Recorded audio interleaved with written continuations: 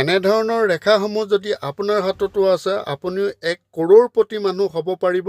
লগতে শত্ৰু বহুত আছে জীৱনটোত, কিন্তু কোনো শত্ৰুৱে আজিলৈকে কোনো ধৰণৰ ক্ষতি পਹੁঁচাব পৰা নাই। কি কাৰণে তাৰ সবিশেষ মই জনাই আছোঁ, ড্ৰ কৰিছোঁ, চাই যাব। এয়া হৈছে এয়া হৈছে সহায়ক জীৱন ৰেখা, মানে মংগল ৰেখা। এয়া হৈছে মস্তিষ্ক ৰেখা, মগজ ৰেখা। খুব ধুনীয়া অৱস্থাত হৃদয় ৰেখা গুৰু পৰ্বতলৈকে যোৱা। এনেদৰে চন্দ্ৰ পৰ্বতৰ পৰা ওলোৱা ভাগ্য ৰেখা, আকৌ এডাল চন্দ্ৰ পৰ্বতৰ পৰা ওলোৱা ভাগ্য ৰেখা গৈ শনি পৰ্বতত এটা ত্ৰিভুজ বনিছে। মংগল পৰ্বতৰ পৰা এডাল ভাগ্য ৰেখা ওলাই সূৰ্য পৰ্বতত থকা যাত্ৰা ৰেখা। বহুত ধৰণৰ শত্ৰু ৰেখা, জীৱনত কিমান উন্নতি কৰিব তাৰ কাৰণে বুধ ৰেখা, আৰু এইবিলাক হৈছে তেওঁৰ শত্ৰু ৰেখা। কিন্তু এই শত্ৰু কোনো ধৰণৰ অসুবিধা দিব নালাগে, কাৰণ কেলে যিজন ব্যক্তিৰ এডাল জীৱন ৰেখাৰ পিছত আৰু এডাল জীৱন ৰেখা থাকে, তেওঁ অতি শক্তি